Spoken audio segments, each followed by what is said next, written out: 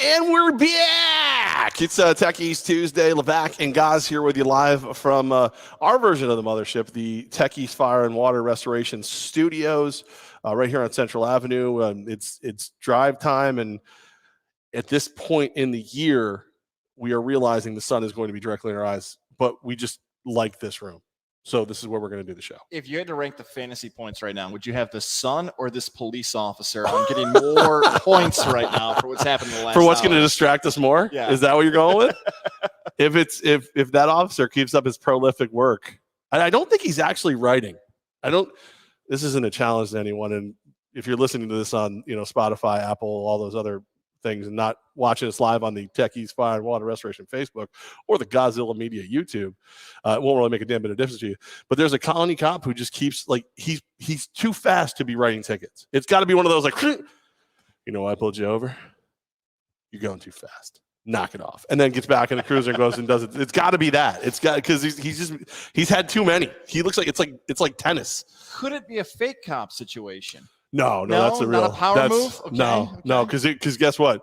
Then you would 100% see a lot of Colony PD come flying through here. There's no way they would let that go for you. Tuesday, Techies Tuesdays, live here in the big old conference room at Techies Fire and Water Restoration, and probably the worst island game so far of the NFL season. Probably the worst, Monday night, Sunday night, Tuesday night, Thursday night, whatever night where it's just the one game. Unless you're a Packers fan, that was the worst game so far. It was a game in which Green Bay fan, this is like a mix between gambling and Twitter game, right? Because gambling game is, are the Lions going to really backdoor cover like Levack and Goz said? Are they 3 minutes to go in the game? Goff's got the ball. I'm like, he's going to put in a garbage touchdown, and everybody's going to go nuts on social media and complain about how it was a backdoor cover. He threw a pick. It didn't happen. But the first half. Is backdoor cover the most inadvertently, sexual statement in all of sports? Ooh, that's a good one. Or is it Mickey Callaway dry humping pitchers? Which one is, I think it's backdoor cover. No, but I was going to say something. I'm going to keep that one to myself. Do it. Come on. Coming back from behind. Oh, yeah, that's always a good one too. The amount of times like Al Michaels or one of those guys is featured on one of those, what is it, Freebird Hot Wings does it, where it's the stuff in sports that sound dirty but they're not. It's just absurd. Yes, it was not a fun game. If you're a Packer fan, you thought that first half, what happened to Aaron Rodgers? They're losing. Right. Aaron Jones is the offense. Now it's all over. Rodgers stinks. He should retire. Second half he's an MVP. He's one of the greats of all time. We're watching a true legend in the gameplay right now. That's how quick that second half turned for that team. But the first half, the Lions looked like the Power 5 conference college team playing the other team. The MAC or the WEAC or the whatever the hell, because it's first half, they'll hang with you. They've got 5 or 6 guys that could probably play on your squad. Second half, everybody realizes you've got 35 guys that would never play on that team, and you're just deeper. You got more scholarships, and you just run them off the field. That's what that game felt like. The Lions fought their asses off in the first half. And then the Packers went, oh, wait, we're better than you. Forgot about that. Oh, we've got 2 Aarons, and both of them are good. And no, that's 4 touchdowns. Deal with it. Let's talk about Aaron Jones first. Friend of the show, Aaron Jones? Friend of the show, Aaron Jones. UTEP minor. The pride of UTEP, my number 1 fantasy football. Wanted him every team this season. Had a great game, 4 touchdowns. First since Marshall Faulk in 2000. Do that on Monday Night Football. Wonderful things about Aaron Jones. If you missed the story, his poor father passed away from COVID less than a year ago. He wants to honor his father, but he's wearing the ashes as a piece of jewelry around his neck. Yeah, yes. And he loses it after the first touchdown. It's been retrieved at close to 2 a.m. Midwest time. I'll call it Central time. They eventually found it. Wouldn't you feel like that's not something you wear in a football game? Right out of the gates here. I feel like I'm sorry if it's 4 touchdowns, I'll wear 3. I'll wear the whole urn. I'll wear the whole thing. I'll carry him and football in one arm, him under the other, just like when you don't want to make 2 trips from the car after the grocery store. I will do that if that's what it comes down to. I'm all in for that. It's different. I don't think I would wear someone's ashes. That's just not a me thing. That's just not that can be a you thing. Yeah. It's not a me thing. I'm not an ashes guy. They go on the mantle or I just don't want anything to do with them at all. But good for him, I guess. That's how he got to honor him, and he had that, and he made the comment like if there was one place he'd want to be lost, it'd be the end zone. So that's good. So good for him. Good for him. Whatever works. But if I get 4 touchdowns the first time I wear that thing, I'm wearing it every game, rest of my life, no matter what. I just thought of an impact sport like football. If you're going to break something, I'm not even talking about the bones in your body. If you're wearing anything, the likelihood of something getting broken would have potentially been that. But nonetheless, he has a great game, a historic game like we just mentioned. Green Bay looks as if they've fixed it a little bit, but they get tested in week 3. They get San Francisco.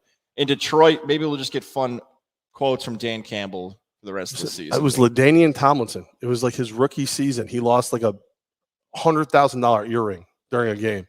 And he's like, yeah, the grounds crew will find it. I'm like, you're damn right they'll find it, and you'll never see it. I'm sorry. I believe in giving people back their property and whatnot, but you lose $100,000 worth of earrings. That's on you. I'm out. You just paid for my family to go to Costa Rica or whatever. There goes again. Another one? Same guy. Same guy. The police officer. Fan of the show. Big supporters of Colony PD over here. Levack and Goz. We're here for you guys. It's especially if it means you're not going to pull me over on the way home. I drive a white Honda Pilot. No. That's not. It drives a little slow. Usually looks like it's been in a small accident. That's not. I drive that. So please. Sorry. There you go. No, there was fun to that game. There was definitely fun to that game. Again, like you said, the Aaron Rodgers has the second half. I think I feel weird saying this. I'm actually a little impressed by the Lions coaching staff. They're all like the man-up guys. It's like Anthony Lynn, Dan Campbell, like all those guys. I think it works. I got a feeling like the Lions, God forbid they get players. If they draft well, if free agents buy into that man-up kind of bite your kneecap off kind of football, Lions might be good in a year or two. Fan club president Monty's very excited. He's a big Lions fan. Yeah, DeAndre Swift's literally jumping over dudes. I don't like Goff, but he's playing okay. Wasn't there an old formula analytics that if you had a poor season the year previous, your schedule would be a little softer? It's usually your division foes, then you play a division, and then it kind of gets mixed a little bit with win-loss record. There used to be a formula an NFL used to have.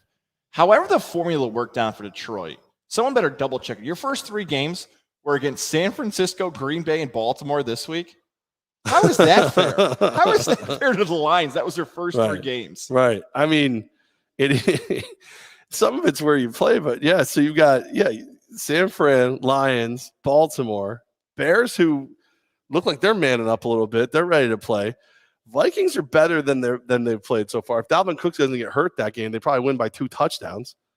Bengals, okay, whatever. Then the Rams. You're not beating the Rams. Who are you backing in a revenge game? Goff or Stafford? And I know Goff's the one who got wronged. Stafford. But Stafford's gonna be looking over going, you know how many years of my life you wasted? Yeah. I got you. I'm coming for you.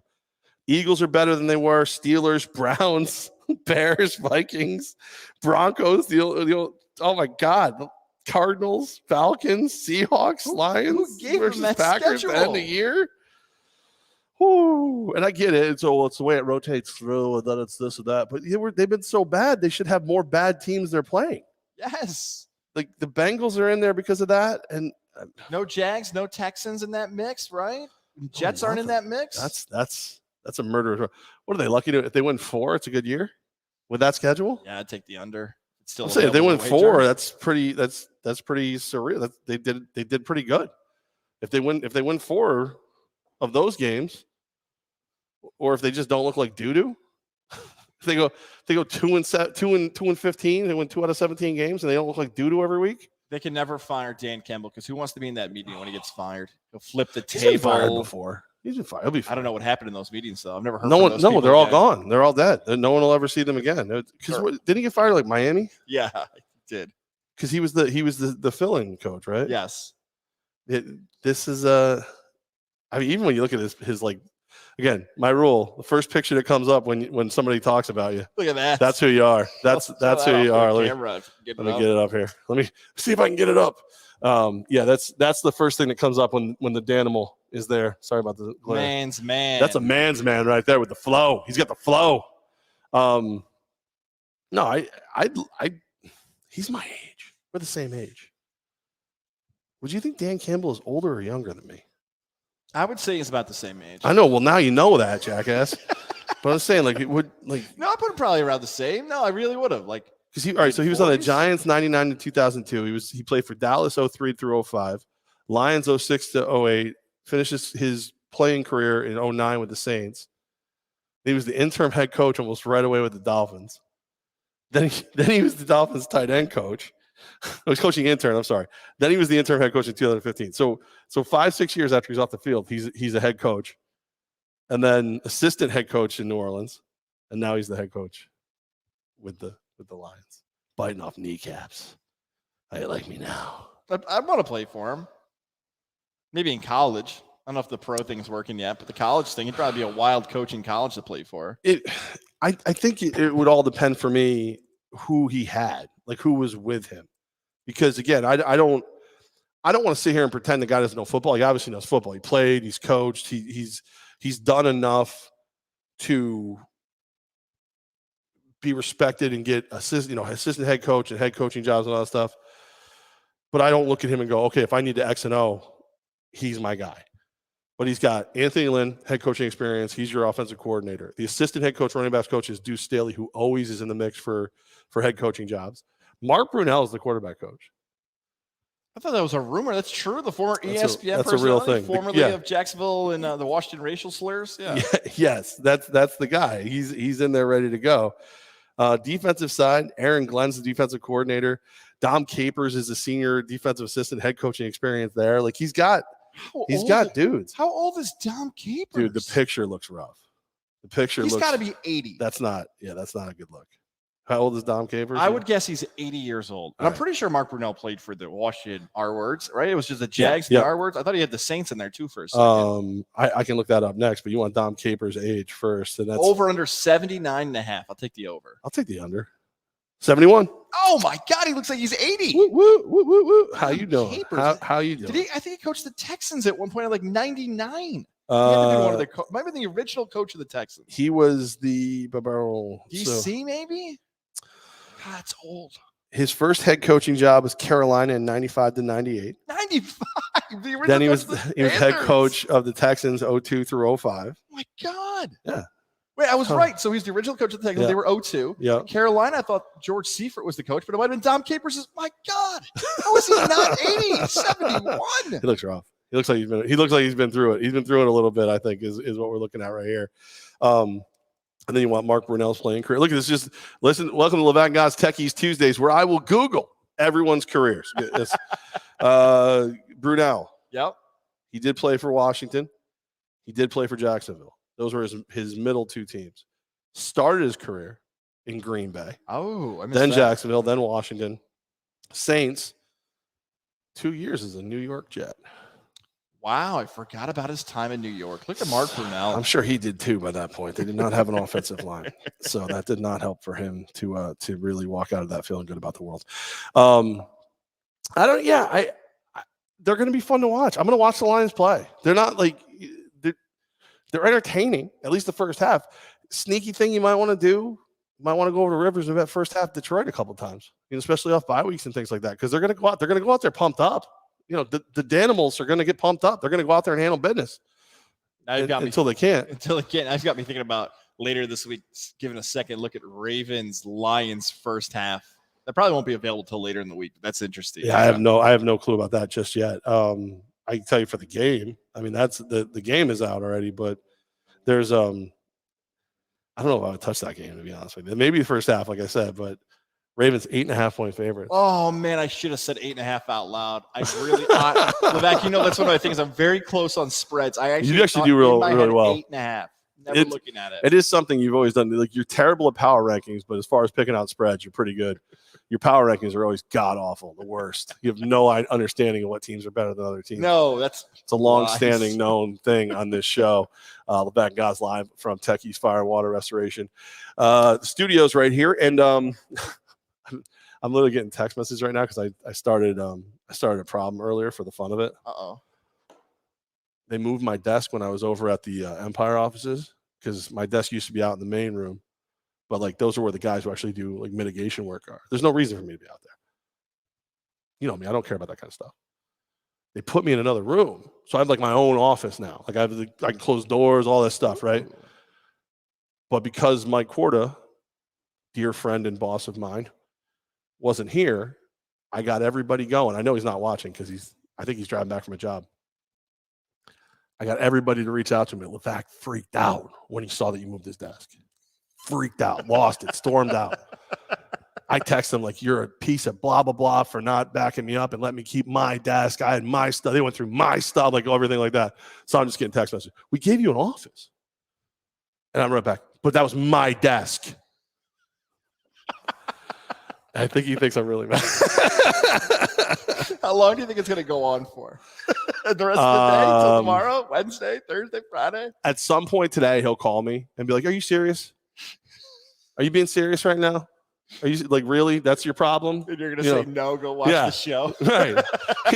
At some point, he's going to be like, I brought you over here. I made you president of a team. I did all these things. You're working your ass. You're doing a great job. And you're going to care about where your desk is. And I'm like, no, not really. No, not even a little bit.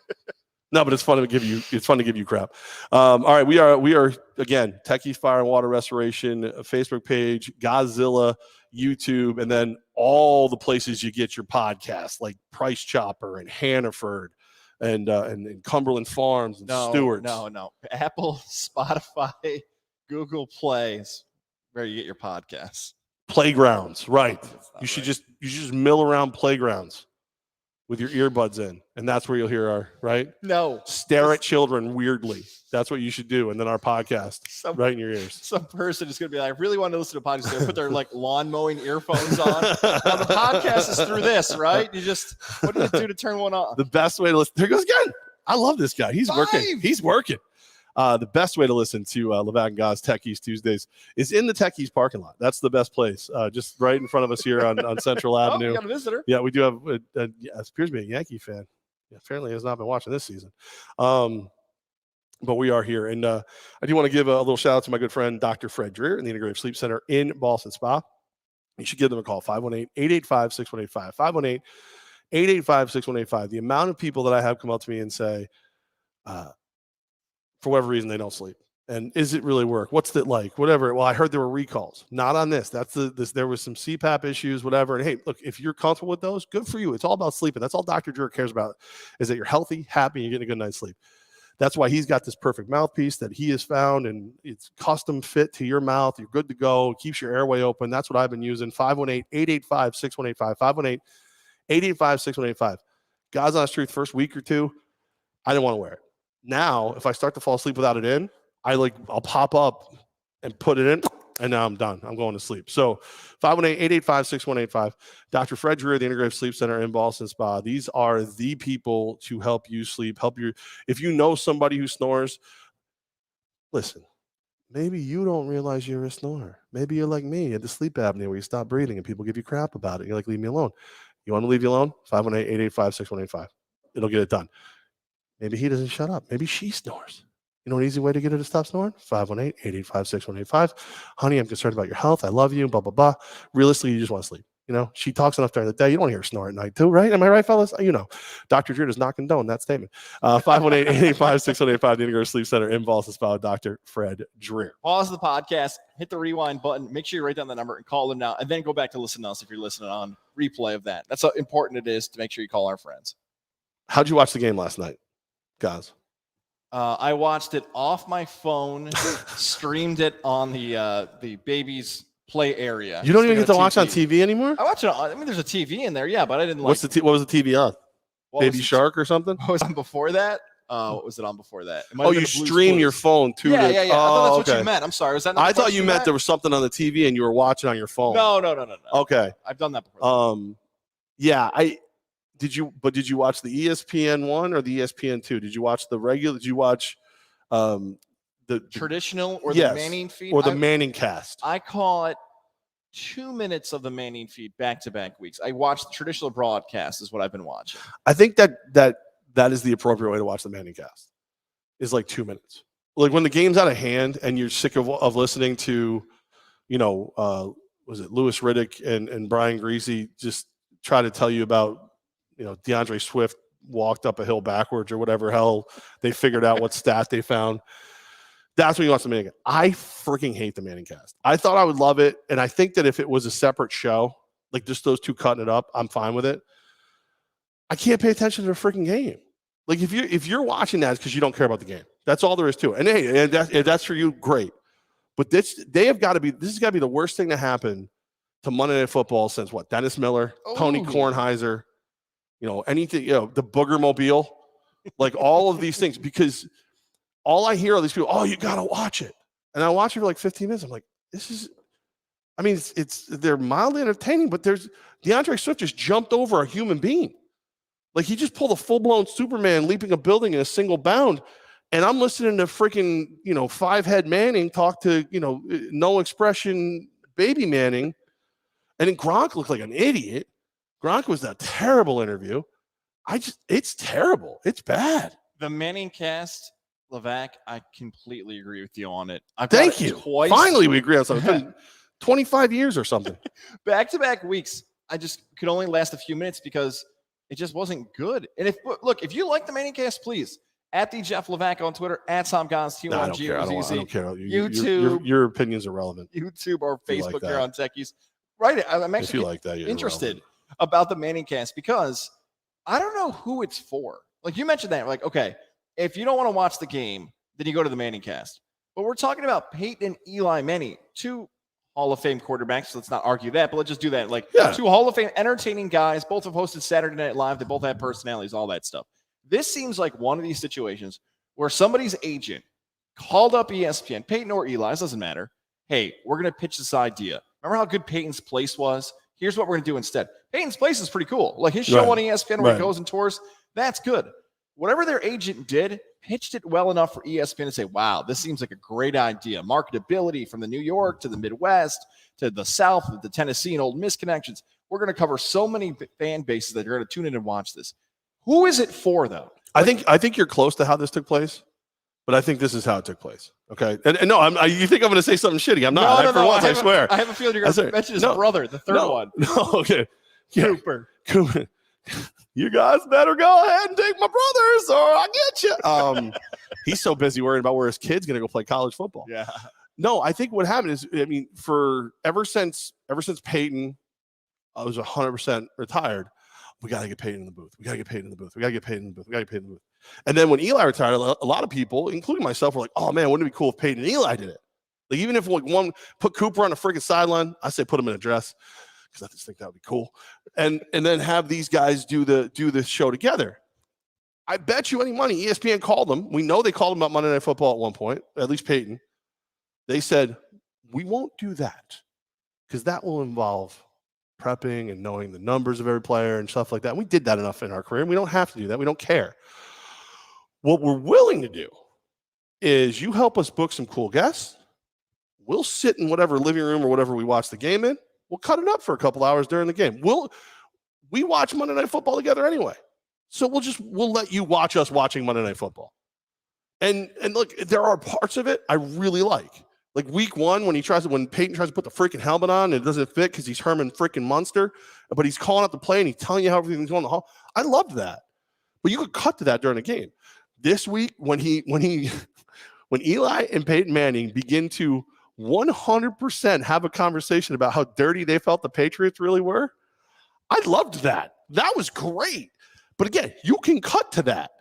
I don't need that for the entire game. It's just not good enough. It's distracting from the actual action on the field. It's this bash here between traditional media and non-traditional media because all that stuff you laid out there. You love non-traditional media. I do because this is what it is, though. Like you couldn't do that in 2011. We didn't have the technology. Right. Like you could probably be like, hey, you got to either broadcast or there's no other option. Now these options, and even though it's new and different, people said, let's give it a shot. They've done these mega casts before for ESPN, but they'd have it for the College Football National Championship. So you'd have a coach cast. Okay, the audience is maybe high school and college coaches who want to learn more about football and even young youth coaches. Okay, great. There's your audience. You had the young Gen Zers that like Bill Walton and like all the popular younger hosts, Jason Fitz and stuff. Like, okay, they're going to be in this broadcast. Cool. That's like the younger crowd. Bill Walton's the younger. Oh, because the younger crowd, he appeals. Blah, blah, blah. Talks about the weed. Yeah. So I don't know who this is supposed to appeal to. Like, if it's people who just kind of like football. I guess I like Monday Night Football is like X's and O's and grinding out. You mentioned Dennis Miller and Tony Kornheiser. The reason they face so much heat is because that audience in particular, like football, like I need football. Like that's it. Like that's the most diehard audience of probably any of them. If it was a game I didn't care about, I'd be in. Let me see if we can find a game, because I actually think the schedule makers for the most part have done a really good job this year. Next Monday night, Eagles at Cowboys. I'm watching that. I care about that. I'm intrigued. You got my attention.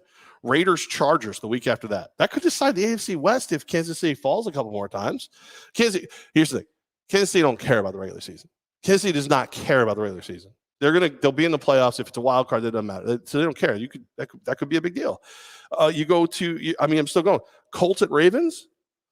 I might not care about that if the Colts keep being poopy. And if the Colts don't figure out quarterback, I might not care about that one. That might be when I watch on the Mancast, because I think that's what you watch. You watch when you don't care.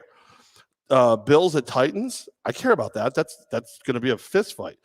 Saints at Seahawks. Maybe, I don't know. It depends about your boy Jameis. I don't know what's going on there. Giants at Chiefs. Week 8. That's a Manning cast. That's a Manning cast right there, I think. If the Giants haven't won a few games by then, that's a Manning cast. If Eli gets negative or Eli gets a little raw in that episode, that'd be interesting. But the thing is, the best stuff is going to show up on Twitter almost instantly anyway. You know what I mean? Like the Patriots stuff was on Twitter almost instantly. I think this is what diving. I enjoy the Manning brothers way better than Joe Buck for 3 hours. But Joe Buck is okay. At least Joe Buck talks about the game. I can't go too bad with that. I mean, but I get it, because like for me, it was always Chris Collinsworth. Like I think the only reason I don't hate Joe Buck is because everybody else hates Joe Buck. Chris Collinsworth, I've had enough people defend Chris Collinsworth to me, and I'm like, no, stop it. No. But if you like it, you like it. Good. It's just not my jam. I think if you're really paying attention to the game, it's harder to pay attention to the game with them talking. And if their guests aren't good, it really derails it. Like you and I have an interesting perspective on this, because we've been in spots where we've interviewed guests who are like bigger names, but if the interview is not good, it's not good. You just can't get out of it. You're stuck. Right. But what do Peyton and Eli do? They don't have that type of, I guess, media training where it's like, hey, this is bombing. Yeah, but we got another 5 minutes. What are we supposed to do? Right. We got to fill 3 hours of this damn Manning cast because you signed up for it. You don't have a Raiders helmet this week to put on your melon. You gotta pay attention. Like, I don't know. It's like, it's just not for me. It's just I don't. It's not my thing. Me neither. It's going to last the entire season, though. I think the more people. I don't think it's going away. No. If any, the worst case scenario, they'll move it off ESPN2 and they'll put it on ESPN Plus, which will give it some kind of exclusivity and people will go get it. I don't think they're far off of what I want it to be. I really do think it needs to be like an easy button. So like if Riddick and Greasy and everybody are sitting there and it's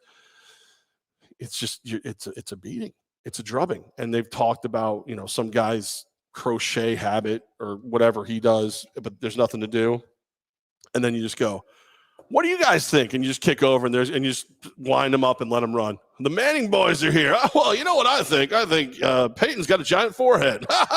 And then we go about our business. I wonder if it's also about casting the widest net, because they could have done these two other options. You could have had a betting alternative broadcast, because there's a big betting audience. Like, okay, what do you wager on this play? If you kind of had that with McAfee. Yep. Last night. That was the one I did flip over when McAfee was on there.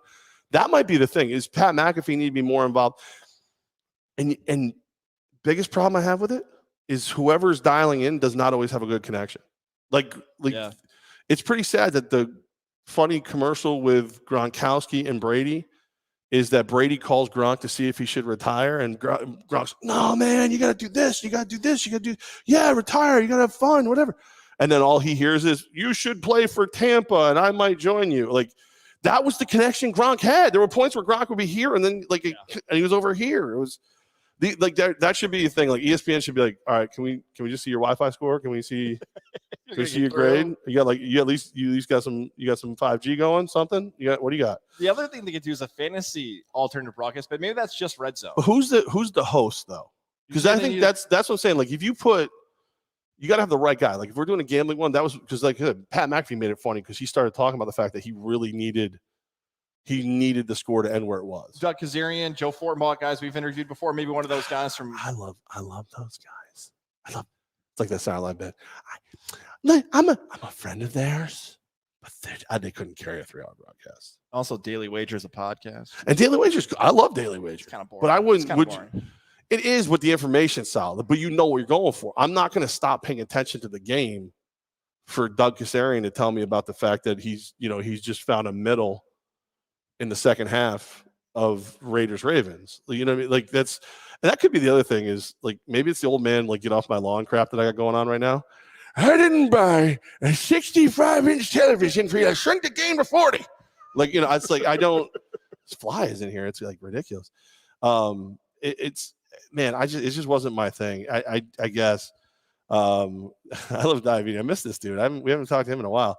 I want to know how much McAfee had on the pack made the end of the game actually interesting. Yeah, and that's that. It sounded like it was a lot of money.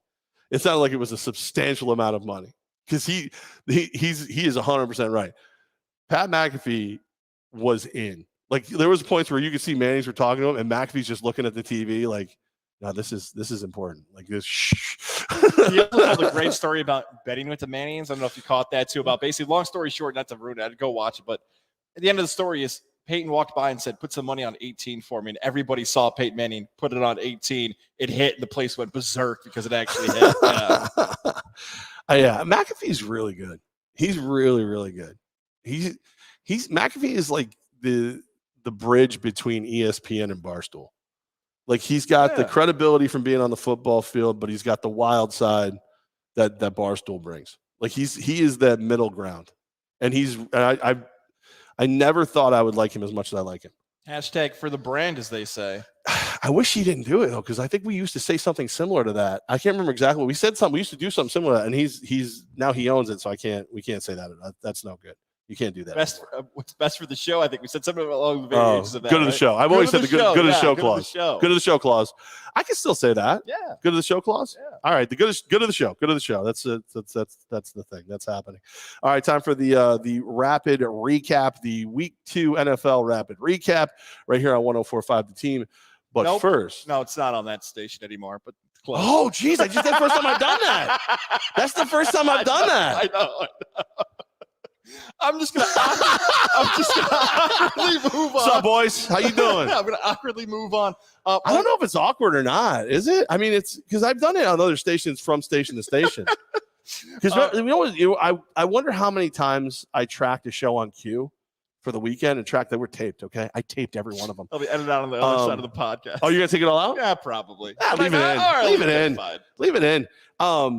And I know for a fact that because we would do the show and then I would either do the other show before or after, there had to be breaks where you're sitting there listening to like coming out Metallica, like, I have Metallica right here on 10, and like, wait, that's not the right station. Before we get there, I wanted to shout out one of our great partners. By the way, I gave them a shout out at the Hideaway on Sunday. My wife went back and was hearing this at this point. She thought it sounded sensual, this read. Ooh. And also the look you gave me. I don't know. Go back and watch the Sunday episode. Listen how I shout out our friends over at Johnstone Supply and Trade. I don't think it's a sensual read here, but fall is officially here, and that means changes are coming to your home. Ooh. Does your furnace need a new control board or a blower motor? Am I naughty if it doesn't? Are you looking for an upgrade for your heating system this fall? This is getting hot. The warmer weather is on the way. Okay, that part maybe it was. Warmer weather is on the way, and Johnstone Supply and Troy wants to help you. Go, stop in, say hello. 6th Avenue in Troy, where they can answer all the questions that you may need to upgrade your heating system in your home today. Get those upgrades. The furnace, maybe your air filters need to be fixed. The filters, wherever they might be. Maybe you just don't know what in the world you're doing because you're a new homeowner. They can help you with all those things. Homeowner.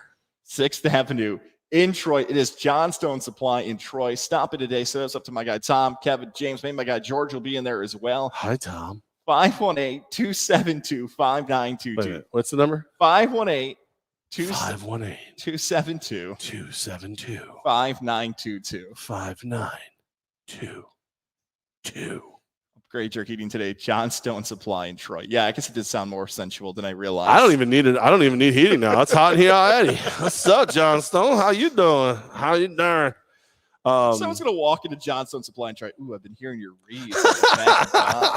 We should do a day George where we answer the phones for them. No. Hi. Thanks for calling Johnstone. How are you? Is it hot enough for you? Only do it if Tom answers. Tom. You know what this is from. Hi, Tom. Hi, Tom. How are you? Is this John Stone? No, actually, the sun's in my eyes. We went off the rails as soon as I said the wrong name. Tech East, Fire and Water Restoration. That's what we are. Oh, diabetes. That made him warm. He's in. He's in. We got Ryan McCarthy. Should I drink every time Levack gives the team's calls? You only have one drink. You'd be potched. If I knew that, we should have a drinking game built into the show, though. Okay. We should have something where, like, every time, like, you know what? Now that people can actually see us, every time I make you visibly uncomfortable, everyone should have to drink. Okay. Right? Take a screenshot. Because I've already got you, like, I've got you at least twice today when I said the wrong thing, when I said the wrong calls. Sensual thing. Just Yeah. fire right That's there. it. And well, the second one is your wife's fault. If your wife says we sound steamy, I'm in. I mean, a tall blonde says like, we sound like we're into something. How you doing? How is your wife and my kid? And this is number 3. Number 3 on that list. Drink. Yeah. Drink. We are live here at the Tech East Fire and Water Restoration Studios. Your best way back to normal. Check them out online, tefirewater.com. That's where we are. That's the studios we're broadcasting from. That's right. You got it. As a matter of fact, I paid for all this equipment, so screw the other guys. They're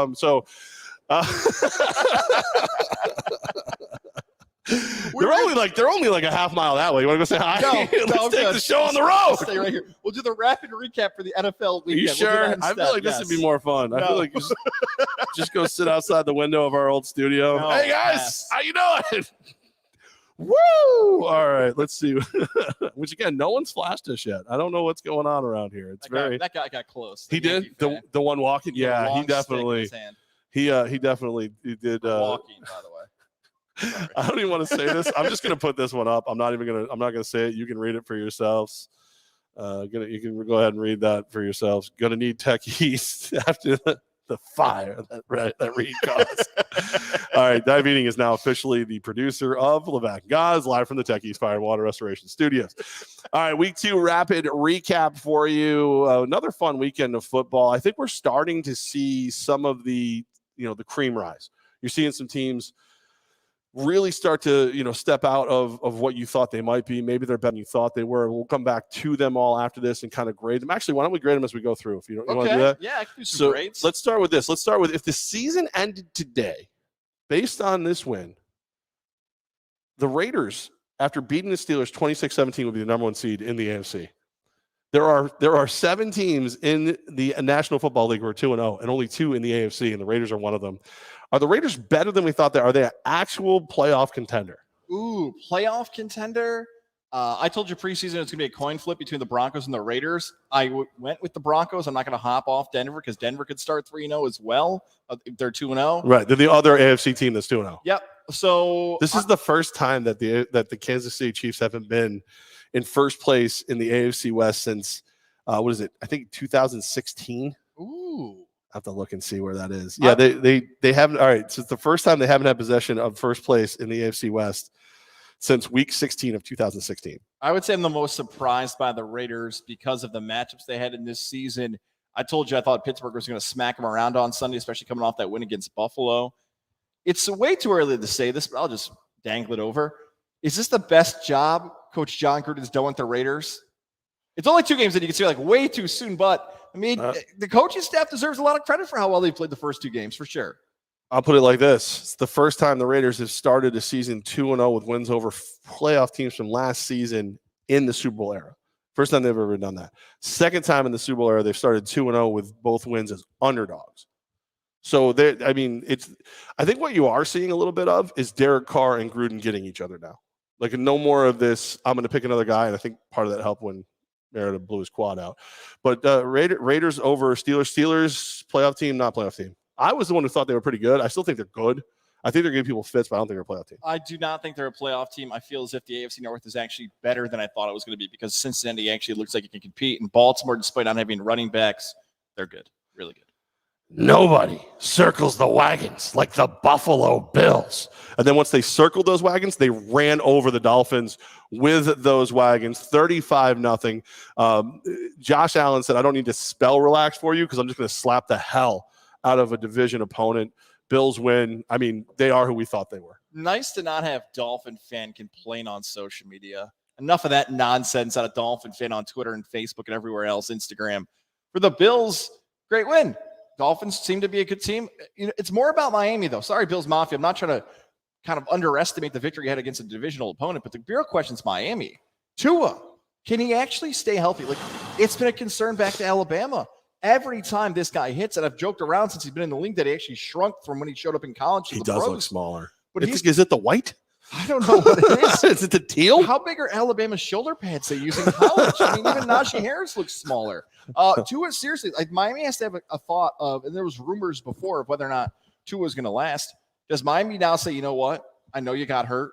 Deshaun Watson is not playing for Houston. We're just done waiting. We're going to pull this at some point and say we're making the move for Deshaun Watson. Once we figure out exactly what happens with the legal stuff, he's going to be our quarterback in 2022. It could happen. I could see that. I think what you wait and see, though, is what Jacoby Brissett does, because he is a version of what you kind of thought you were getting from Tua. Because look, Tua is more of a pocket passer, but they did move him out of the pocket a lot. Brissett's really good at that. He's larger, he's durable, he can throw the ball downfield, not as accurate as Tua. But Brissett's a guy that if you're willing to run the football, play solid defense, a la the Patriots way, which is what he came up in, and which we know Flores came up in, you might win a lot of football games with him. So I think you see what Brissett can do, but Watson's going somewhere. Why not South Beach? Why not? Hey, I don't know if you knew this. Patriots kind of good. Kind of a good team. They win 25-6. Zach Wilson throws 4 interceptions. Do you know the only Jets rookie quarterback to throw more than 4 interceptions in a game? Ooh. I would guess Mark Sanchez. You'd be correct. I found that out from Rex Ryan on the radio earlier this week. Yesterday, as a matter of fact. Yes. And look, Sanchez turned out okay. Peyton Manning threw 28 interceptions his rookie season. I think this is Zach Wilson's growing pains. I think they're seeing what he's doing. It's going to be very interesting how this thing takes place. But I heard Albert Breer say that the Patriots have been in 3rd and 10 or longer. They've been third down plays 28 times this season. 3rd and 10 or longer 4 times. They are putting Mac Jones in a position to succeed. 3rd and short, if anything, run the football, play solid defense, be good on special teams, win enough games, stick around, and then kick the hell out of you when you least expect it. Mac Jones is being brought along the right way.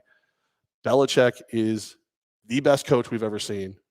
And if this keeps up, Patriots are going to be in this thing to the end with the Bills. The weird twist here is that after 2 weeks, you mentioned how many rookies in the past have struggled. All the rookie quarterbacks have not looked good. And that's almost what's saving Zach Wilson here, because any other year you have a quarterback that's that bad in New York throwing that many picks. Everyone says it's a horrible pick. They should have taken Fields. They should have taken Jones.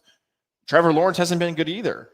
Mac Jones, as you've laid out there, was good because of everything that's around him, and that's good. Hey, you're good, you're good. That's fine. Yeah. Like, there's no critique needed. But it's the right way to do it. That's like, don't ask too much. You know what I mean? Give him success, get him comfortable. That's what you did with Brady. That's what you've done with the majority of the successful quarterbacks that we've seen start this early. It works. It gets things done, and it's scary. Patriots have now won 11 straight games versus the Jets, tied for the longest active streak versus a single opponent. Chiefs over Broncos, Eagles over Jets are the other ones. So Jets are on that losing streak twice. I thought that actually would have been number 1. You said it's number 3?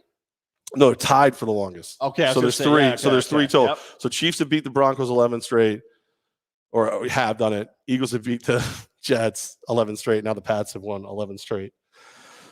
That sounds right. Over the Jets. They're the Bengals, the Bungles, 2017 fall to the Bears. The Bears, has the Justin Fields era begun? Is that what we're doing? And if so, can they win? Dalton gets hurt. Fields wasn't great. That's the thing. You thought this would be the moment. We called it on Sunday's show. Didn't I say that at some point in that game they were going to make the move for Fields? And you mentioned that Matt Nagy wants to hold it off for his job. He had no choice because Dalton gets hurt. And you would have thought, like, Andy Dalton against his old team, he would have really wanted to play well against Cincinnati. That stuff means a lot, especially when you play there for a long time and they move on from you. That was a gross game. Yeah. Like, there wasn't a lot to be proud of. It's the old Roquan Smith's pick 6, the best play of the game. Yeah, he's really good. Roquan Smith's really good. Right. Well, you got to be. If you're going to be an inside linebacker for the Bears, you better be good. Also, Jamar Chase is really good. All that stuff about him dropping footballs has stopped. It is impressive. Bengals not going to do anything. Bears maybe a player. I would say the Bengals have actually impressed me more than Chicago. The NFC North is worse than the AFC North. So as weird as this is probably where these teams are. Chicago is better than Cincinnati, but it's more about the divisions for those two teams going forward. Joe Burrow throws 3 interceptions in that game. That's fugly. You can't do that, my friend. Browns look like they were going to get beat by the Texans. Texans have come out and looked good in 2 straight games. Baker Mayfield gets hurt, comes back out, gets the win, 31-21. Browns over the Texans. Browns injuries. Odell Beckham Jr. was an early scratch in the week. Jarvis Landry gets hurt. He's week to week now. So if you thought Cleveland should have focused on the running attack before, get ready for a lot of running the football behind that really good offensive line. As for Houston, Cam Newton's phone hasn't rung yet. Your third string quarterback got a rookie in Davis Mills. You're going to run with him over Cam, huh? Like maybe this is what they're going to do though. After the Thursday night game. Not just that. This guy named Deshaun Watson sitting there. Yeah. He's there. I mean, you're better. You're good enough that with a good quarterback, you're going to win football games. You're good enough. Is it at this point? I actually Googled this today. So this is the Deshaun Watson thing. Is it not even Houston's fault?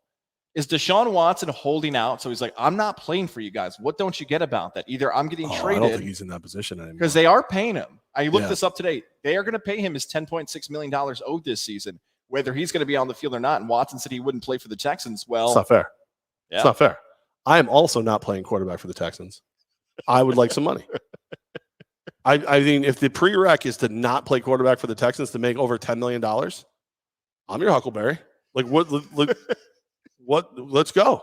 Can I get a little? I've never even gotten a massage. I'll take my $10 million, please. Can we get that happening? Let me get over under 0.5. Over under 0.5. Cam Newton or Deshaun Watson play quarterback for the Texans this season. Games. Under. Okay. Cam's done. I don't think anybody's going for Cam. I really don't. I just don't. I don't feel like it's going to happen. I just don't see how it makes you a better team. I'd rather see what I have in Mills.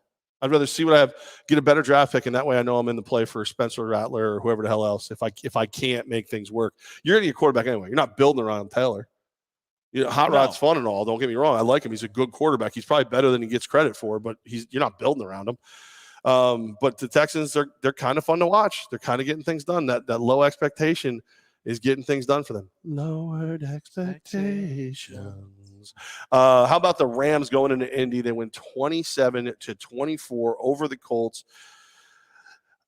I feel like that's a big, big win. I mean, I know you have to, Wentz get hurt again. A lot of the Colts are just. I mean, Frank Reich must have angered a gypsy, or tripped over a leprechaun. I don't know what unlucky thing he did to piss off the fates, but he's done something, because I don't know if there's a better coach who gets worse luck than Frank Reich.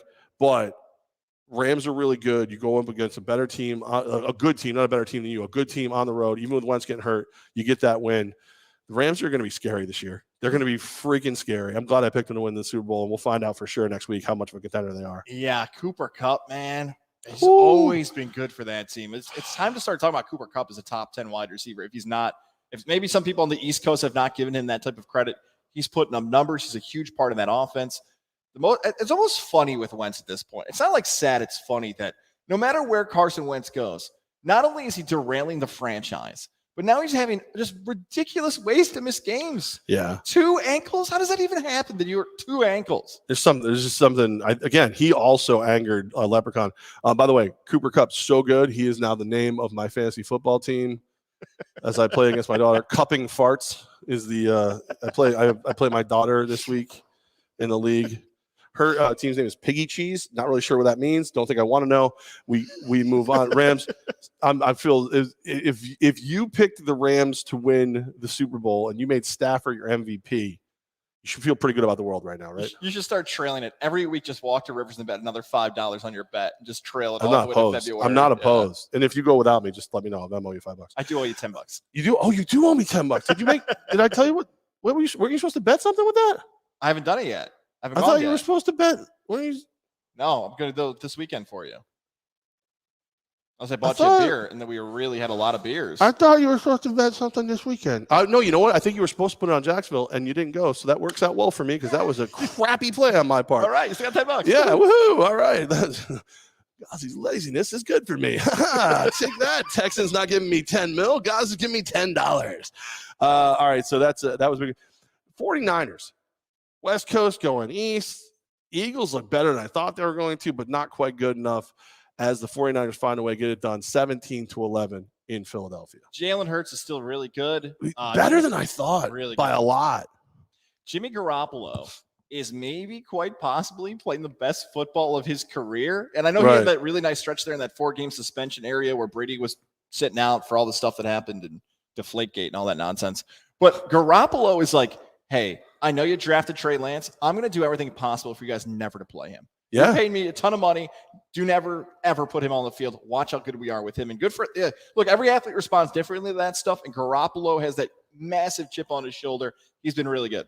What would you pay them to get Garoppolo? Now, obviously, you got to assume they're not going to do it anytime soon. But at some point, Trey Lance is probably playing this year. At some point, even if it's a quarter here, a couple plays there, what would you pay the Niners if you were if you were Indy and you're a quarterback away? What would you pay? 2 firsts, 3 firsts? Because remember, you got to pay more because he's good and they might need him.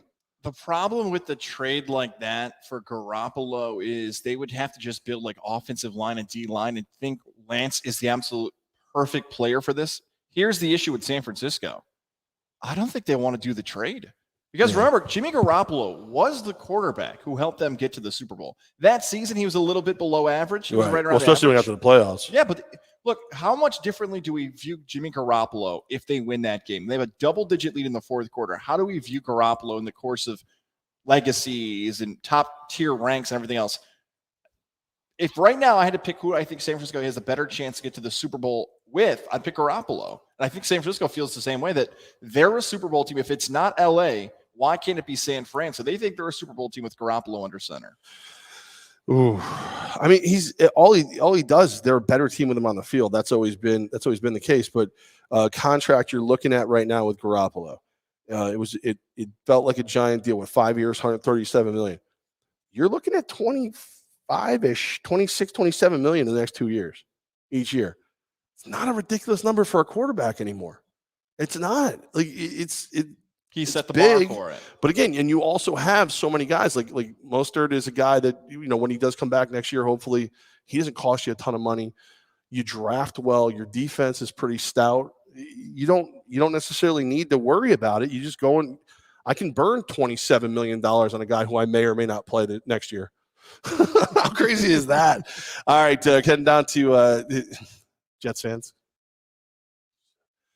Sam Darnold is dealing for the Carolina Panthers. They are 2-0. They beat the Saints 26-7.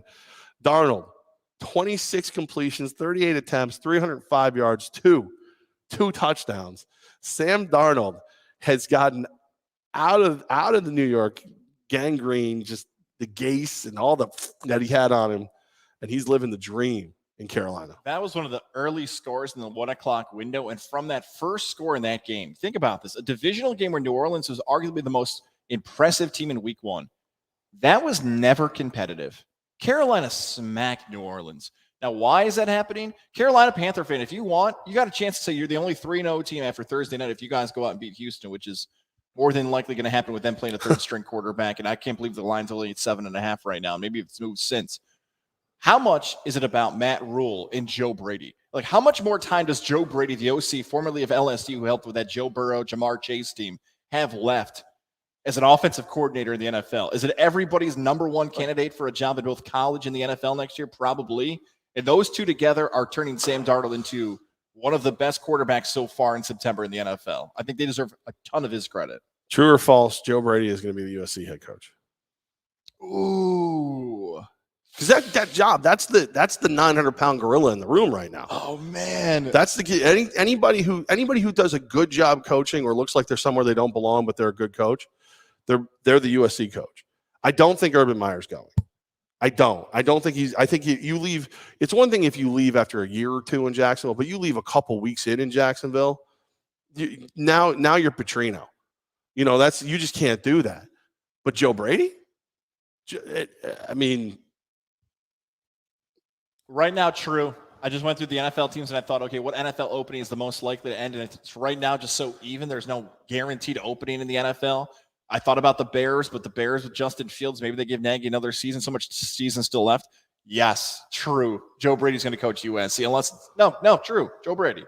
Levack and Goz, it's the Techies Tuesday, not so rapid recast from the week 2 of the NFL. The other 2-0 team in the AFC is the Broncos. Teddy Two Gloves looking good. Jacksonville looked like they were going to make me look super smart early, but they ended up falling 23-13. Trevor Lawrence, couple flashes like he belonged out there, but after that, it just got back to the fact that you've got a bridge quarterback and Bridgewater, and you've got a defense that can play football, a well-coached team that isn't getting very upset about anything. Broncos win. Broncos win. The Broncos. Shout out to our guy Jonathan. Before we offend his Broncos here, they're playing well. I'm sure more and more Broncos. Jonathan did bring up that the problem with Indianapolis is they lost their luck when Andrew left. Well done. Very good. Here's what the Broncos are. They are going to reinvent what we consider to be entertaining football. They should be renamed the Borcos. The most boring football team. Congratulations, Jonathan. The Denver Broncos are the most boring football team to watch, and maybe you guys don't care. Start branding that. Maybe Borcos is not the best, smooth off the tongue, but some variation and play off of the word bored. Bored Bronco football. That's what that is. Like, I don't want to watch Bronco football. They're just going to get right in there and beat every team 20-13. 21-17 Bronco win. Just to prove your point, how many yards do you think Bridgewater threw for? 210? How many touchdowns do you feel like he threw out of that 23 points? 0? No, 1. I'll give him 1. Teddy Bridgewater, 26 for 34, 328 yards in the air, 2 touchdowns. Whoa. And no one knows except for Bronco fans. And Mama Bridgewater. She's the only other one that knows that that's the case. Like, that proves your point. Here's a guy who's actually absolutely slinging the rock. And everybody outside of Denver is going, oh, Teddy's pretty good. He probably played a nice game. Probably 250, maybe, 210, 250, touchdown, no interceptions. Game manager. No, 328 yards, 2 touchdowns. Still ended with a QBR of 61. How do you throw for 328 yards and end up with a QBR of 61? Let me just real quick look at what Derek Carr's QBR was. Just 79.3. That's more. I don't get it. More. But there you go, Levack. Like you just said about the Broncos. Boring football. Yeah. But guess what? The Broncos are still pacing to be a double-digit win team this season in a competitive AFC West. Let's not get crazy. Okay. No, they are. They're a wild card if the season ends today. Strength of schedule, Raiders #1 seed. They have the same record. Yeah, but strength of schedule. I'll show you. You don't believe me? I do believe you. I'll show you right now. Look at the sample size. #1. Small. Season ends today. 2-0. Las Vegas Raiders win tiebreak over Denver based on strength of victory. Denver's the 5 seed. I think we have to do something for Broncos Raiders this year because I told you it's my coin flip playoff team. You know that as a Raider fan, that's probably the difference between a playoff bid or not. That's a huge game when they play this season. How about the season ends today? Even at 2-0, Tampa Bay is outside of the playoffs. Or they're the 7th seed. Carolina wins tiebreak over Tampa Bay based on best combined ranking among conference teams in points scored and points allowed. I'm sorry, when you have to say that much, it doesn't count. It's not a real. Just flip a freaking coin at that point. Just flip a coin, right? I mean, yeah. It's but because it's Tuesday and we're at Tech East. Carolina's a higher seed. That's all there is. Yeah, Carolina's got, like we mentioned, Houston. Tampa's got LA. That could be the battle for the best team in the NFL. So Tampa, it's a coin flip game. Then at that point, Carolina would be by themselves in the NFC South's top seed. Oh man, I really like what Carolina's doing. And I don't know Matt Rule. Never been in a room with him that I'm aware of.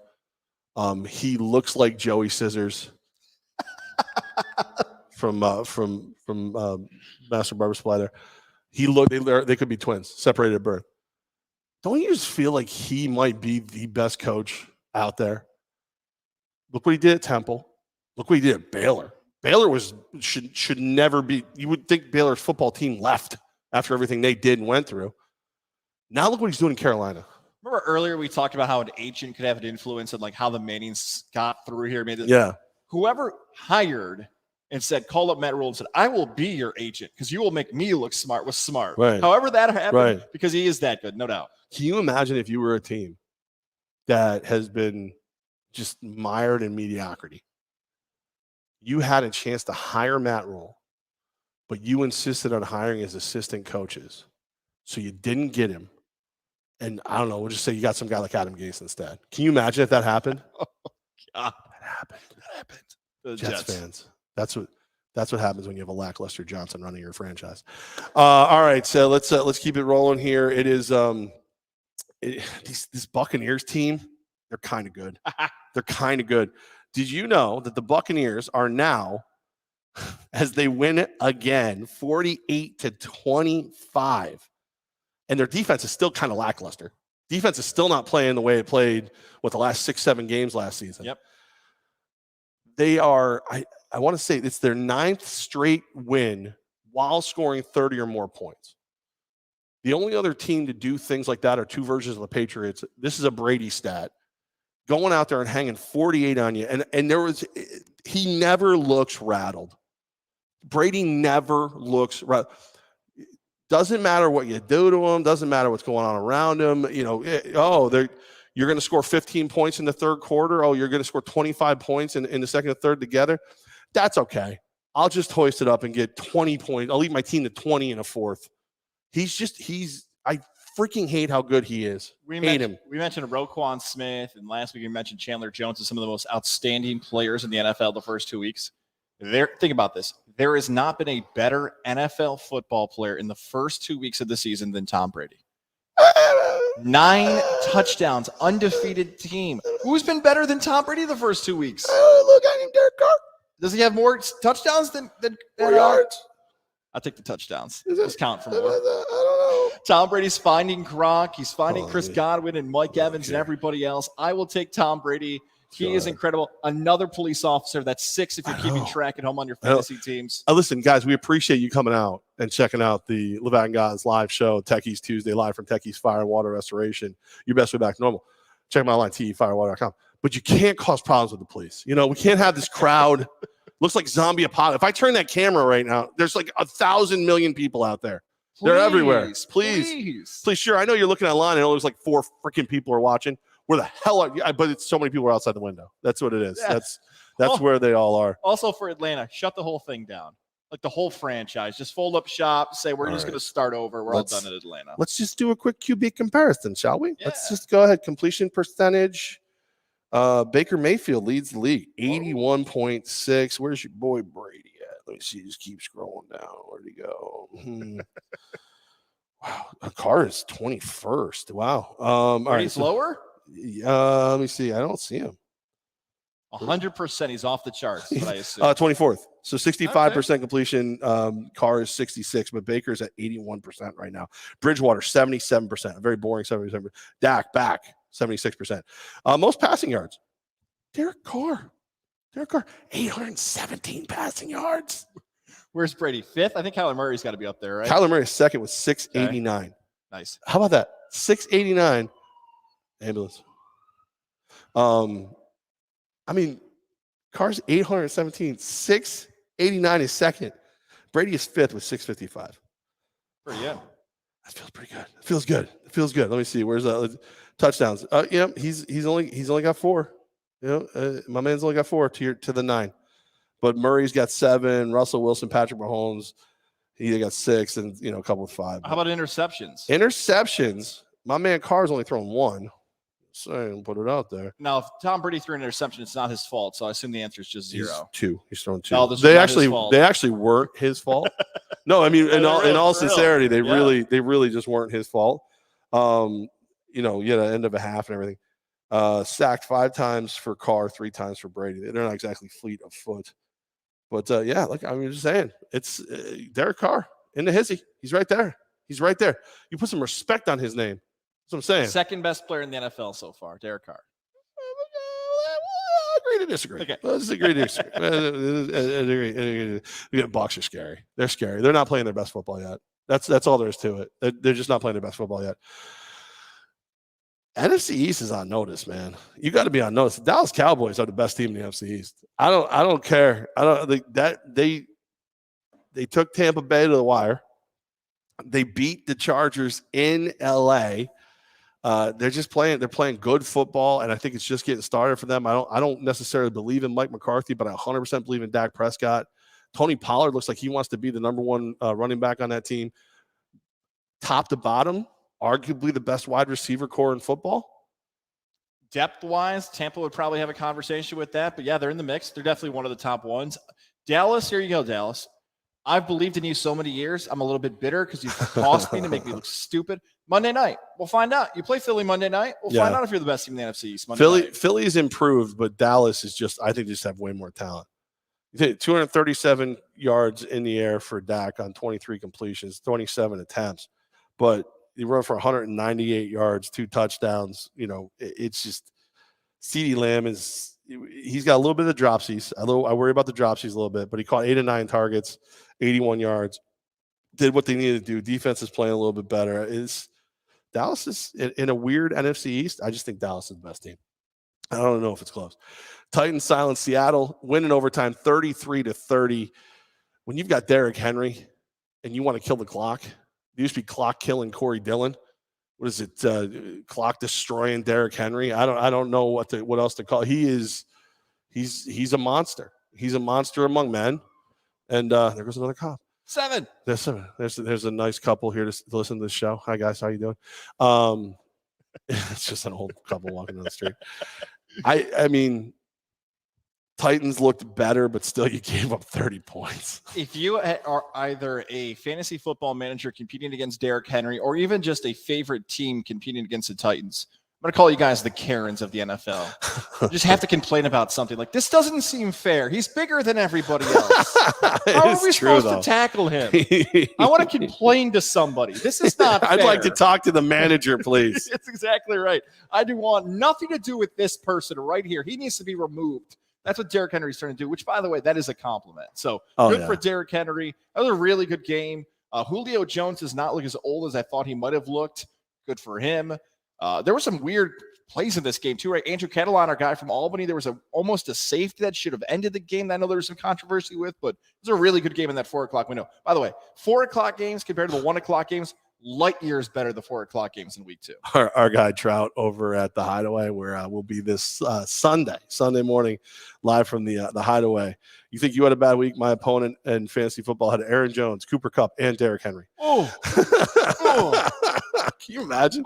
You lost by 1 million points. Congratulations. Moving into the Sunday night game. Again, all these standalone games, with the exception of last night, just filthy, nasty good. 36-35. Chiefs fall to the Ravens. Lamar Jackson, it looked lackluster at best in the first half, but then in the second, he started to get it together. You need a 4th and 1 to put the game on ice, get rid of it. You run a design quarterback run, not even a sneak. It's a run, and he gets you the yards you need. He says he wasn't going to be denied, and he wasn't. If I'm a young football fan, you are so blessed to have Lamar Jackson and Patrick Mahomes for about a decade plus in your childhood to watch these two play. I almost tweeted this out on Sunday night. Watching those two play quarterback feels like I'm watching a different sport. They're athletic. They can throw the ball. They can make plays. Travis Kelce, the beast of a run. We have to start having the conversation of if Kelce's an all-time great tight end. Some people would say he's in that conversation already with Gronk and Mackey and Winslow. He is doing some things right now that I'm talking like Hall of Fame stuff here for Travis Kelce. But the battle between Jackson and Mahomes, put it on the schedule no matter what every year for the rest of time. Love those two watching him play. Thing with John Harbaugh. It's an interesting call there because he's a really good coach. Doesn't get talked about it like the Belichicks and everybody else in the Tomlins, but now he finally is. I don't want to say it's like, oh my God, what a gutsy call. He's got the big cojones. Let's think about what it really is. He didn't want Patrick Mahomes to have the football again. Right. And he's got arguably the greatest dual threat quarterback in the history of the NFL. It's a pretty, I probably would have went for it too. A lot of other people would have been like, go for it. And if you went to the postgame, they said, why'd you go for it? Be like, they have Patrick Mahomes. Right. That's why I went for it. I have Lamar Jackson. That's why. Clyde Edwards-Helaire had his first fumble as a pro football player, or else we lost that game. Playing with house money. And again, it was a loss. If we gave the ball back, we lost. That was all there's to it. Now, if you don't convert it, you're in field goal range. That's a lot of pressure to put on your front to try and get a block, but it was a great game. That's what I'm saying. These island games, these standalone games, part of last night was still good, but you start the season on Monday Night Football with Raiders Ravens. That was amazing. It's been great watching these standalone games. Season starts Cowboys Buccaneers on a Thursday night. That game goes down to the wire 31-29. That was a great game. Then Sunday night wasn't as great, but it was great for me because I wanted to see the Rams dominate. They did over the Bears. But then Raiders, Ravens, and then you go into this week. Giants football team was one for the ages, 30-29. I know Giants fans are a little butthurt over it. Chiefs, Ravens Sunday night, and then last night you get the Pack Lions. And I guess if you were looking at Aaron Rodgers and the Pack the way I've been looking at the Rams, you probably like that nonetheless. And the next game we get is going to be Panthers at Texans. Can we do the Manning cast for a Thursday? I might change my ticket. I'll do the Manning cast for a Thursday. I don't. If no Tyrod Taylor, the Carolina, the way they're playing, that game should get ugly fast. It should be a blowout for Carolina. Let's not overthink this. Let's not bite on some type of weird storyline. Probably want to bet it now. And we've said this before. We both like the coaches. You get Matt Rule and Joe Brady on a short week, and they have to outcoach a guy who's never been a head coach in the NFL before. Yeah, I'll take the Panthers with all the points in this game. 7.5. Yeah, that's gonna go up. That's gonna go way up. So you might want to head over to Rivers after the show here at Techie's Fire and Water Restoration. Your best way back to normal. Check out my line tefirewater.com because there's a decent chance that you won't get to you won't get back. They've started already. Oh no, the banners. They're starting already. I kill them. All. Don't forget to download your favorite Godzilla Media podcasts. Many of those will be released tomorrow. Yeah. Yeah. Some of them are already beginning to tape and take down our banners. Copying why take them down? Well, Levack, as you figure out what banners left, I'm going to help them. I'm going to tell you about our friends over at Mohawk Honda. The fall is here, and for some of you, that great tailgate road trip is coming up. Maybe a trip to see your relatives, your family members, and more. You got to make sure you're in the right vehicle. Maybe you're picking up your son, your daughter from school, and you're going to pull up and be in some beat-up piece of junk. Don't do that. The current supply and demand for challenges across the auto industry are continuing to hit, but luckily Mohawk Honda has the inventory that you're looking for. And make sure to take advantage of their Kelly Blue Book instant cash offer. Put that cash in your hand. An awesome deal that you can take advantage of. Mohawk Honda consistently keeps their stock loaded with the vehicles, pre-owns as well. Largest inventory you're looking for across upstate New York. It is worth the drive to Glenville. Levack and I know about it. Levack claimed that he was driving my Pilot. No police officer. That is not his vehicle. It is me going slow. You know, if I was driving it, would actually move like a vehicle that's supposed to on the road. I love my Pilot. Not a friggin' half-blind grandma, the way Goz drives. Stop in a Mohawk Honda. Say what's up to our guy, Greg Johnson. Ask about what Levack and Goz have been saying about all the great rides. And maybe just walk in and scream out, where hot sauce at? Where the VIP dude at? And see how people react to you. Mohawk Honda right there on Freeman's Road in Glenville, where they always go out of their way to please you. So I just added into the back end. I hate you. Stop deleting my banners. All right, we're live. It's Techie's Tuesday, live from the Techie's Fire and Water Restoration Studios. Last week I looked ahead and I didn't get it right with my locks. I actually went, if I'm not mistaken, I think I blew it. I think I went 0-4 on my locks. Luckily, I did well on Sunday, Monday night, or else I would have been host. I would have been big time host this weekend. So I apologize. I promise I'll do better. Again, I think you got to jump on the Panthers as early as you can. I think you got to look at a couple of these teams and jump in as fast as you can. I don't know how I feel about the Jets Broncos though. I don't think the Jets are always going to play bad. I think they're going to play. I think there's going to be a couple games where you go, wow, they're kind of good. I just don't know if it's going to be this week against the Broncos. I would run away. Denver. I agree with you, Levack. I would run away from that game. I see him dancing around between 10.5 and 11.5. I would stay away from that. Carolina, I'm with you on this. If the Texans keep it within 7 on a Thursday night with a third-string quarterback, good. Great. You guys did it. Congrats. You were smarter than me. I would love Carolina on that Thursday night game. Carolina's giving me every reason to believe in them. Buffalo, seen that game around 9.5 against the football team. 8.5 right now. Boy, it feels more like, again, I like playing the Bills unders for some reason this season, even though they put up another 35 burger against the Dolphins. But that should be a game that Buffalo gets the fans back and everything else. The Giants and the Falcons. I don't want to see that come down to a game-winning field goal. I want New York to play well and just beat the hell out of Atlanta. Atlanta stinks this season. That should be a nice, solid Giant victory. Big Blue fans do not want to get beat by Atlanta or even have it close against the Falcons. But right now, that's it as a 3-point game. I think Seahawks, Vikings, I'm like the over. 55.5. Both those teams have been giving up like 30 points, it feels like every time. So both can score 30 and both can give up 30. That might be one where I really like the over. What really sucks, I love the Chiefs -6.5 hosting the Chargers. Love them. Because you talk about how lucky everybody is for Lamar Jackson, Patrick Mahomes. What about Justin Herbert, Patrick Mahomes? But I think the Chiefs are going to go out there with a little bit of a chip on their shoulder, handle some business. And there's some games that I look at, like Raiders laying 3.5 hosting the Dolphins. Dolphins are going to be motivated. They're going to be highly, highly motivated. Would you take your Buccaneers -1 in LA? I would rather take the over in that game because with those coaches, Bruce Arians and Sean McVay, and how bad the running backs are. Cam Akers got hurt, so that's a little different. But those two want to throw the ball 45 times a game. Over under on 80 pass attempts in the game. Over under, classic Oswin, 3.5 hours on the game. Red zone's going to have to cut away from Bucks Rams with a 4:25 kickoff for that one. Over for the play. I think I saw it at 55.5 was the last I saw it. I'd take the over in that. Yeah. Like I said, I wanted like the Seattle versus Minnesota game. If one of those teams had lost and the other team had won, I might take the loser in like a kind of a bounce back game. But they both feel like they've been wronged. That could be a lot of fun. That game could be a lot of fun. And that's it. I mean, like just off a quick glance, New England 3-point favorite over New Orleans. Pretty close. I know New Orleans was so bad last week, but Sean Payton, he can't have a back-to-back week stat in a row, right? Ugh. Yeah.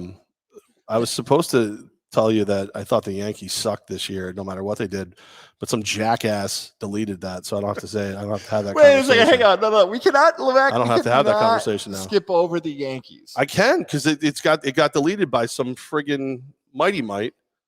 You've got 11 games left for the season for the Yankees.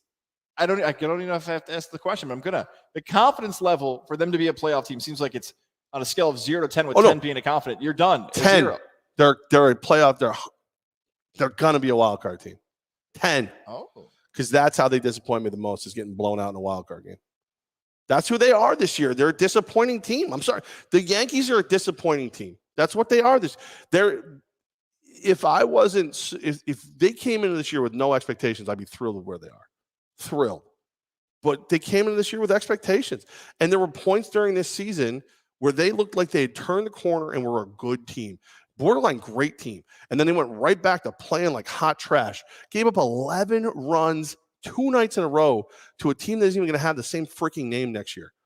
Like and look, I know Cleveland's not a terrible team, don't get me wrong, but they're not good enough to hang 11 on you 2 freaking nights in a row.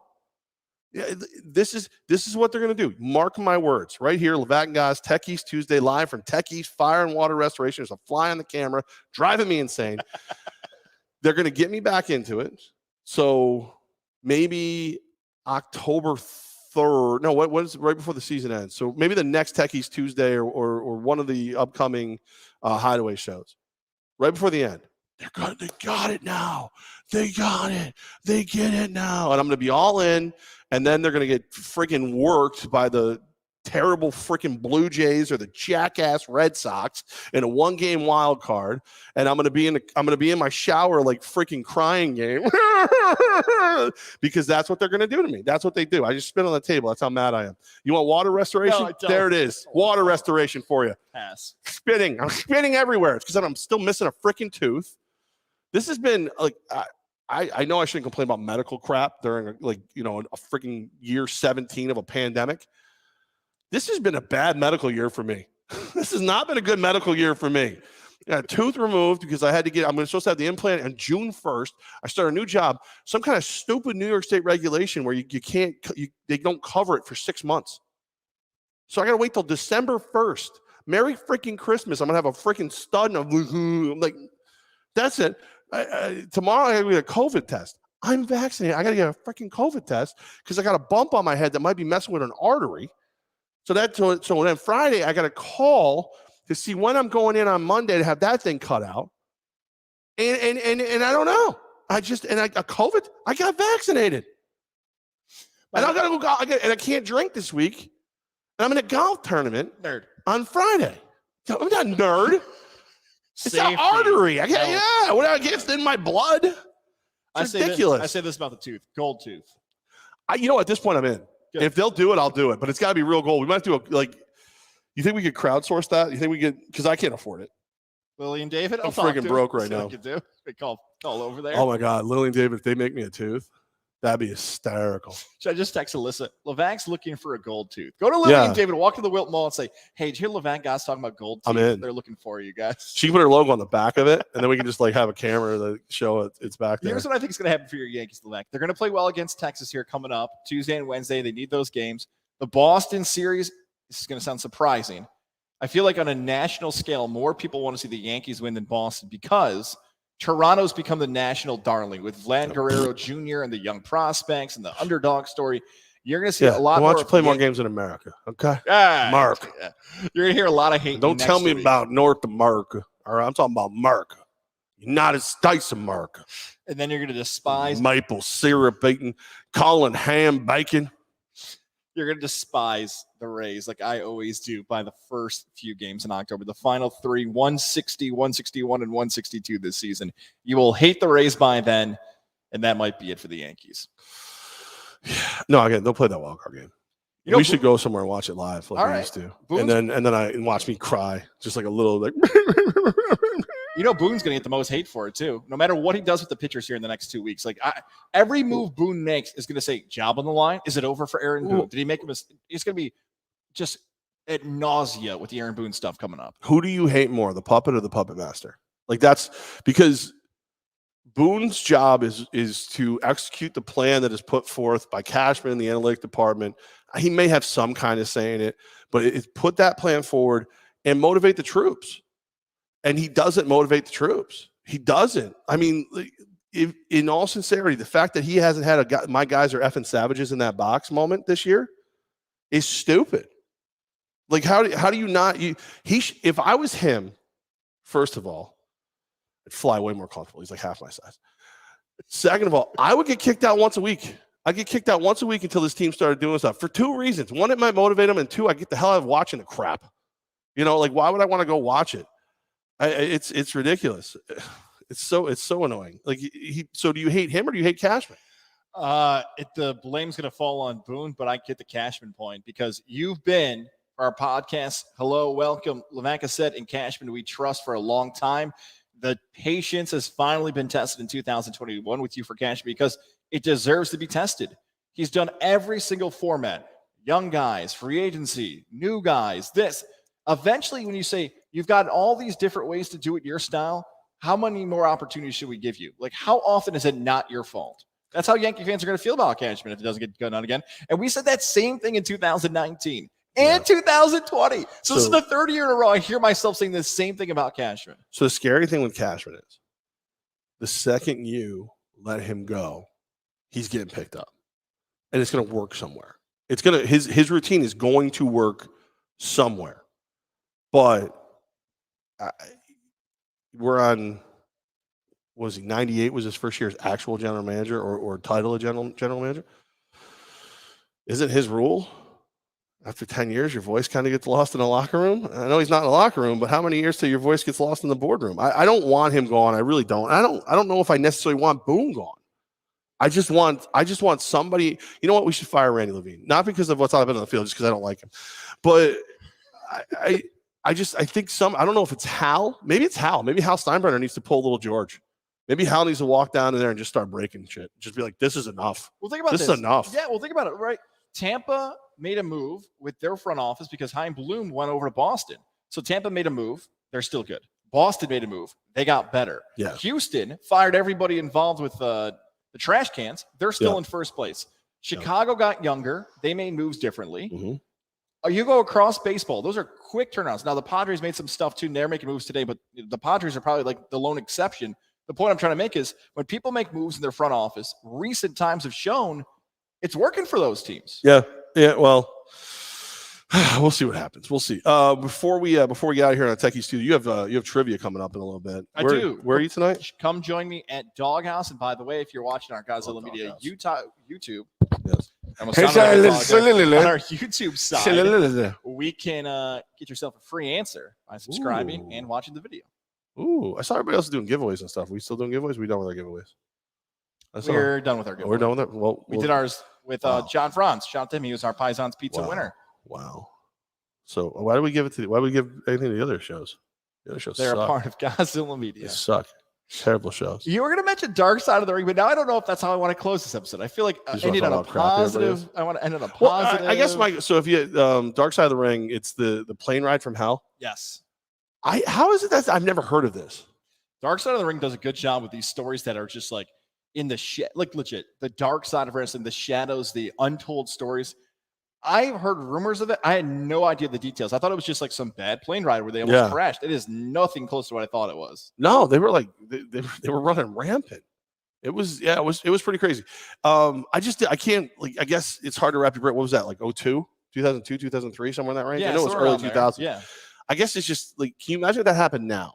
By the time that plane hit the ground, we would all know about all the things. And I don't want to ruin it for you. If you're a wrestling fan, you should go watch it.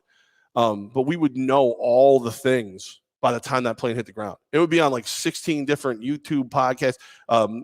Brian Katie's White Heat would give, like, of course, the white version of it because it's a white heat. It would be everywhere.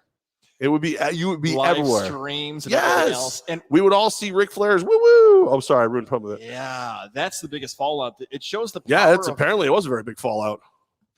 Every time it fell out his pants, it's supposed to be a Dark Side of the Ring. I found that out that you can't. The mics are too good. Yeah, you can't hear that. Yeah, Dark Side of the Ring is getting so popular on Vice that the wrestling community is so locked in on this. I don't even know if there's something I can compare it to, like VH1's Behind the Music, maybe at one point. That one community of fan bases is so locked. 30 for 30s for sports fans, or like something like that. That people really care about the Scottie Pippen and all his comments. But Ric Flair has now been taking off all WWF intro videos and things like that since that came out.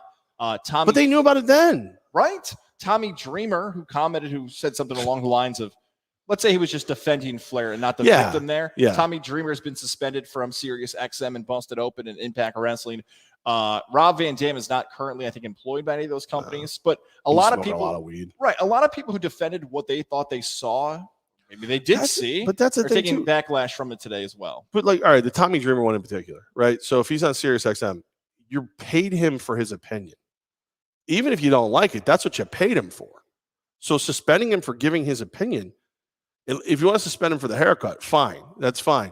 But that might be the problem with everything. Like suspending people for their opinion when you hired them for their freaking opinion. Washing Ric Flair away when you knew all about what he allegedly did already, and now you're acting like it's new to you. Like that's just, I mean, come on. Now you're just being silly. Like now it's just like ride with it or get done or be done with it one way or the other. Some people will look at this and say it's cancel culture at its finest because, like you just said, you didn't have a problem when it was out there in the early 2000s. You didn't have a problem in the early 2010 decade, but all of a sudden now in 2021, when more people know about it, you're going to cancel it. You're not really standing on your morals when you just react to somebody like, oh, somebody got offended. Now let's suspend them. Right. People can see through that. Like they're not idiots. Look, what Ric Flair did, we're not going to like, hey, look, some people say it's funny. It's really not. Like, especially in 2021, you can't go and do that stuff. And those guys didn't deny it. It's not like they went out there and said, Ric Flair didn't expose himself to somebody on the plane. No, it's like, well, that's what he does. That was his go-to. I can't say that anymore, right? But, and it is important to remember when it happened. I know, like, nobody wants to hear that. And, like, if that was my sister, my mother, my daughter, whatever, like, Ric Flair's a tough guy. I'd find a way to hurt him. Let's not pretend that would change ever. But it was like, if you knew the amount of times, locker rooms, all this, how many, like, just over under 6.5 times you've seen one of your friends run around with their junk out because they thought it was funny in a football locker room. It's got to be over. Yeah, right. Yeah. It doesn't make it right, whatever. But again, it's a different year too. Like pretending that's looking at 2002 through the 2021 glasses, it can be extremely dangerous. The problem with Tommy Dreamer, the reason it seems like he's facing more backlash is he said something along the lines of, well, if she was out for money, why is she talking about it now? Which he's probably defending his friend like, hey, you had a chance.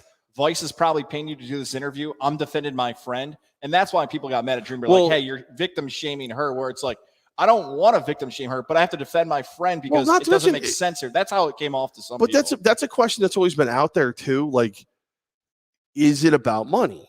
Like, is it about money? And I've always been in the opinion there's certain people that's the only way you can hurt them. Like, if you want to hurt the WWE, Ric Flair going to jail doesn't do squat to them. They just erase him. Whatever, it doesn't matter. You take a couple mil out of Vince's pocket, well, now he's pissed. Now you got him. So there's a way to make it be both things, and you get to live a good life based on, living through some terrible stuff. I don't have a problem with that. But it has always been like, you look historically, and there is enough of situations where someone made up or embellished to get paid. And the only thing I got to wonder about, and it'll be interesting to see if there's fallout in this level. When you got paid, did you have to sign an NDA, non-disclosure agreement? Because if that's the case, and then you did this interview, WWE might be coming for your ass. That's what I don't get about this, because there was 2 people on the flight. One did not talk in the dark side of the ring. One did. Right. And Tommy Dreamer asked that, and that's why he faced the most heat. Or maybe that's a lawyer got a call and said, "Hey, we're coming after Tommy Dreamer." And maybe there's things happening behind the scenes we didn't realize when we've heard about these suspensions now. Like WWE, And I guess my other part about that is firing Tommy Dreamer over stuff like the innovator of violence, and you thought he was going to come out with some like, I've always felt as though you should really look at a situation through the, you know what I mean? Like it's freaking Tommy Dreamer. The guy's rich for wearing wind pants and a t-shirt and getting smacked in the head by a kendo stick from a guy smoking a cigarette and chugging beers. You mean the guy who took the kendo stick shots to the back with a bare back isn't a reasonable thinker? Yeah. What? The guy whose forehead looks like it's been, it turned into ground beef. Like, that's the guy that you're looking at. Like, you hired that guy. Like, who did you think he was going to be? I don't know. Those kind of things. Yeah. Those kind of things always get to me. Like, some of the stuff I'm going to say here on Godzilla Media, I can't wait. I can't wait to see how quick it. Welcome to the podcast world. That's exactly right. All right, man. A lot of fun. Techies Tuesday, and we're going to wrap. Let's wrap up. We are going to be back Sunday live from the Hideaway, 11:30 to 1 o'clock. I know the college game day stuff was a lot of fun, but unfortunately, I will take the blame. I have a wedding on Friday in Syracuse, and I think it's much more fun when we do it live from the Deuce. So our next time we will be with you is on Sunday from the Hideaway. I'm going to put this up real quick. I'm sorry. I want to, just because Mike brings up a point. It's natural to believe your friends even when they're wrong. I don't know that Tommy Dreamer said he believed Ric Flair. I think he gave the other side of the argument. I don't know, but who knows? Again, I just don't know. But I wanted to bring out because that is, look, if you think he's wrong, he's wrong. That's how you feel. That's what you think. That's fine. I don't agree nor disagree with you. I would have believed it if it wasn't Mike from Schenectady. So that reason I don't believe him anymore. Is he banned from? I know he's banned from the show. Is he banned from the podcast? On the podcast as much as he wants to be. Even if he says something I don't want to hear, aren't we supposed to fire everyone who's not? Mike, you're fired. No, Mike, you'll enjoy this. This is a true statement. I was watching Baby Rex the other day, watching SportsCenter. Baby Rex is flying around up on the slide, and they're giving a Saquon Barkley update for his injury. I thought, boy, Mike in Schenectady is probably sitting there thinking, ha, I told you guys, look at Barkley's injured. I told you guys. I thought about you the other day, Mike, alone at my house, so congratulations. I think every time I sign off, I'm going to do a radio station I used to work at. No, do not do that. Please I can do the Edge. It doesn't exist anymore. All right. Yes, do the Edge. 103.5, 103.9 The Edge. All right, everybody. That's the end of Techies Tuesday. Thanks to our good friends here at Techies for letting us be here. As a matter of fact, I'm head of their media relations, so I have no choice. I'll do what I want. And, president of the Empire. We should have good news coming out of the Empire very, very soon. I know a couple players have expressed interest in returning, and as soon as contracts are out, they will be Empire players again. And I'll have even more news for you. But that has to wait. Don't forget the rest of this week, you can get your championship t-shirt live at our offices between 9 and 4 over at 51 South Pearl Street at the Times Union Center. Cash or card, we'll get you your shirts. All right. Bye. Bye. All right. Bye, everybody. And hey, Johnstone, how you doing?